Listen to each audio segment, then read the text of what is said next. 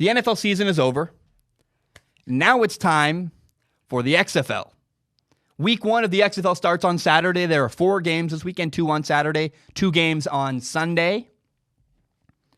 And I know this is a new football league, and so I want to give everybody a rundown to help them understand and help them get to know the new football league that is the XFL.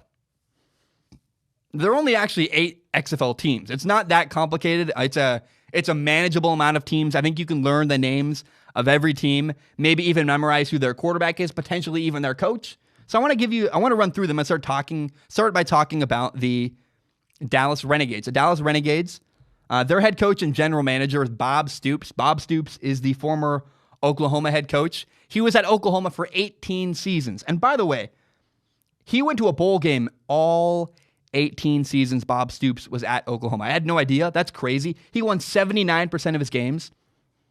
He left. I think Lincoln Riley proved to be maybe a better, I don't know how to say it. Like, Bob Stoops was phenomenal, and Bob Stoops was an incredible head coach for a long, long time. I don't know. It's cool. If you love Oklahoma, you probably are going to be a Dallas Renegades fan because they also have Landry Jones as their quarterback. Landry Jones, the former longtime Oklahoma quarterback. Really exciting, really cool. They also play at Globe Life Park, which is where the Texas Rangers used to play. I've actually been there. It's pretty cool. They've converted it into a football stadium now. It looks awesome. And so, I don't know, man. It's pretty cool. The Dallas Renegades. A lot of Oklahoma fans are probably going to root for that team. The second team to learn about in the XFL is the DC Defenders. Their head coach and general manager is Pep Hamilton. Pep Hamilton has been, it's cool because some of these names I had to look up, some of these names I did not. Pep Hamilton was not one I needed to look up. He's been a quarterback coach and offensive coordinator and coach in the NFL for years. And it's cool that Pep Hamilton has now finally got an opportunity to be a head coach of a football team. I love it, man. I really do. I think he's intriguing because, like, how good is Pep Hamilton? I don't know. But, man, I'm rooting for him. It'd be really cool if he made it. Now, their quarterback is Cardale Jones. That's the former Ohio State quarterback. And I want to just say it's pretty odd and kind of cool that, you know, the Washington, D.C. area has 2 professional football teams. They have the Washington Redskins and now the D.C. Defenders. Both of their quarterbacks are former Ohio State quarterbacks. How odd is that? The Washington Redskins have Dwayne Haskins, and now the D.C. Defenders, Cardale Jones. And I'm so excited to watch Jones this year. He came off the bench a couple years ago and won a national championship for Ohio State. If you remember that, it was wild, it was fun. He ran the ball really well, was throwing incredible. But then he immediately left college to go to the NFL. He had more eligibility, but he didn't stick around. It was kind of like he didn't want to stay at Ohio State and figure out whether or not he was going to win the quarterback battle. He just said, I'm going to leave. Peace out, I'm going. Now, Cardale Jones failed in the NFL. And failed is a really brutal, tough word. He just didn't make it. I think the truth is he wasn't developed enough to succeed. I wish he'd stayed because he's a gifted quarterback. He can play really well. But it's interesting to me because, how do I put this? He's so talented. Like, he's so physically gifted. The dude can run. The dude can throw. And I think the head coach, Pep Hamilton, could do some really, really special things with him. I'm really excited to watch Cardale Jones continue to grow as a quarterback. They play their home games at Audi Park. That's where the DC United play. That's the MLS team in DC. That's where they play. Should be fun. The DC Defenders. Basically, their story about the DC Defenders is how good can Cardale Jones be? And can Pep Hamilton, the new head coach, elevate his play a lot? That's what I want to see from the DC Defenders. Next, we got the Houston Roughnecks. Their coach and general manager is June Jones. He was a head coach at Hawaii for 9 years. Then he spent 7 years as a head coach of SMU. Now, his quarterbacks are what interests me with Houston. Either he's going to have PJ or Philip Walker. You know, his name is Philip Walker. People call him either Philip Walker or PJ Walker. It's the same guy. So either PJ Walker is going to be the quarterback in Houston or Connor Cook, the former Michigan State quarterback. So PJ Walker from Temple, Michigan State, former quarterback Connor Cook. Now, PJ Walker is some analysts on the inside have said that PJ Walker is expected to be the guy. I so desperately hope that is the case. I really want PJ Walker to be the starting quarterback of this football team. he's more fun to watch. He can run around. He's not just a pocket passer. PJ Walker can run and has a great arm and can throw. Connor Cook is a boring, stereotypical pocket passer that doesn't run around, doesn't have much mobility. I don't want to watch that. I want to watch PJ Walker run around, extend plays, keep plays alive, run, throw, do all that. That'll be fun. I hope PJ Walker wins the starting job in Houston. Now, you also got to know if you're in the Houston area and you want to go to a Houston Roughnecks game, they play their games at the University of Houston at their football stadium's huge at Houston. I was like, man, that's really nice. Really, really cool.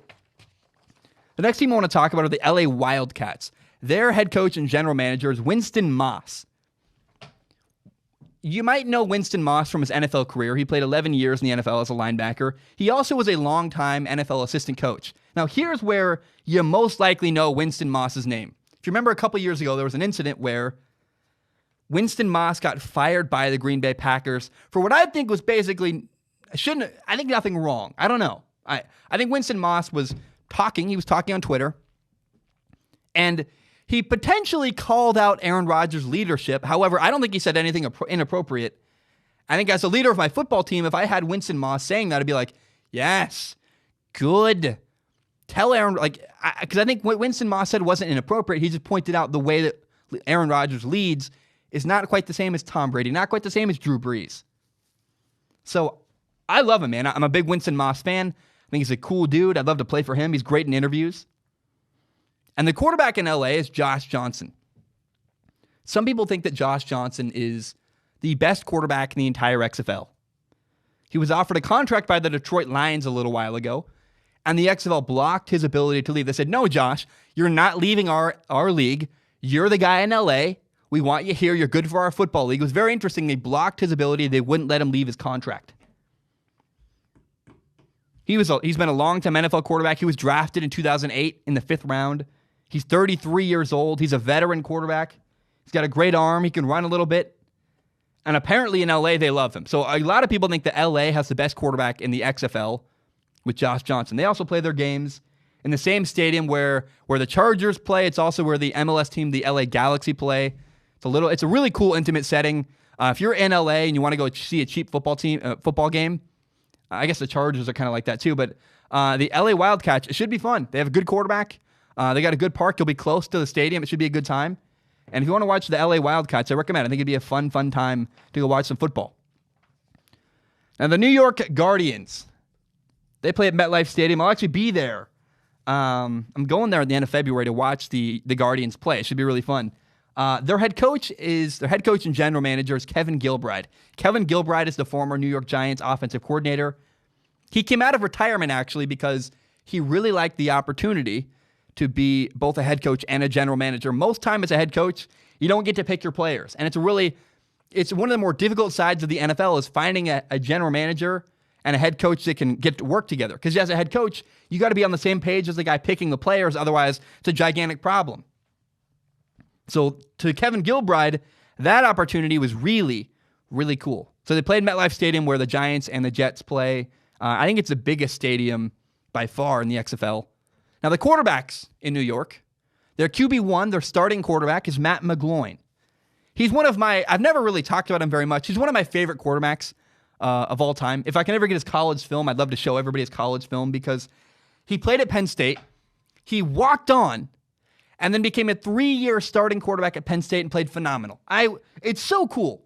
And he's also not the biggest guy. He doesn't have the strongest arm. He's like 5'10" with an average arm. But he's really well prepared. He works his butt off. He's got great timing. He's scrappy. He runs around if he gets need to. He'll dive if he needs to. He's a really fun quarterback to watch because he's like the little engine that could.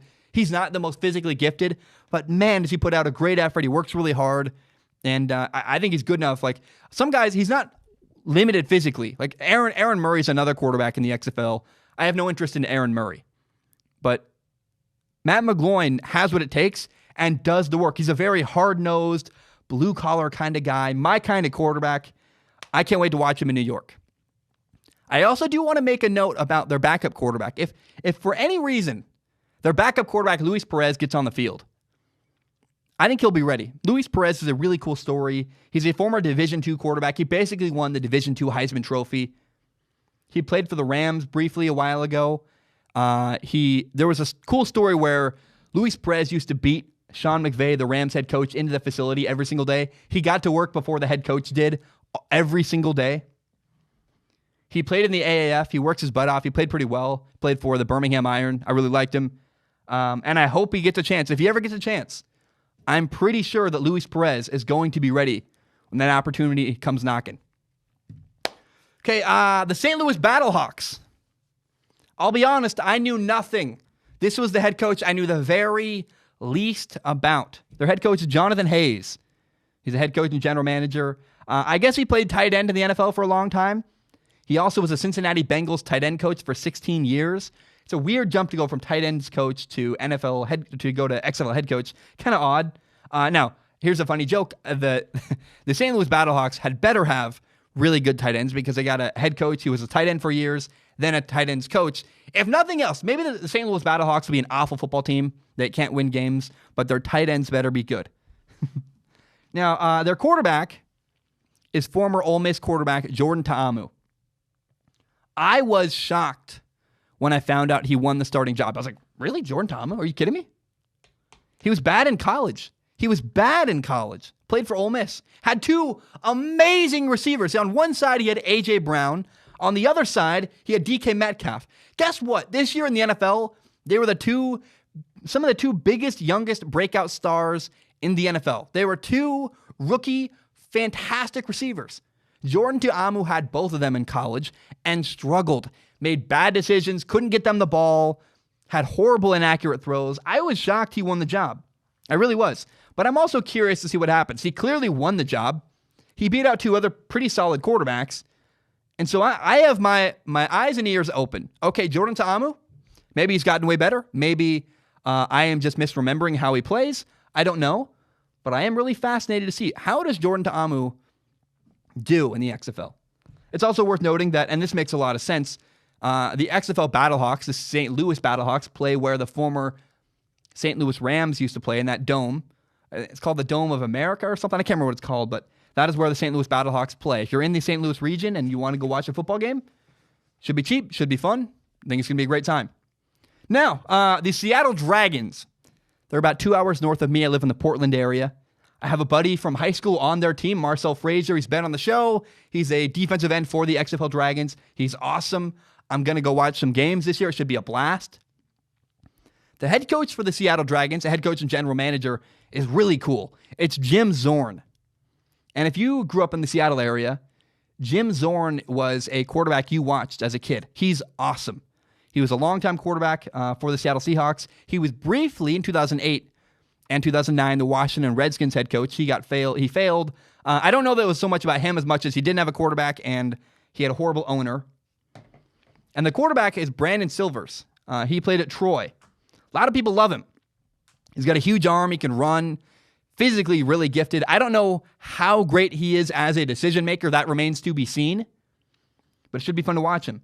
They play their games at CenturyLink Field. That is where the Seattle Seahawks play their football games. Now, the last team, the eighth team we need to talk about in the XFL is the Tampa Bay Vipers.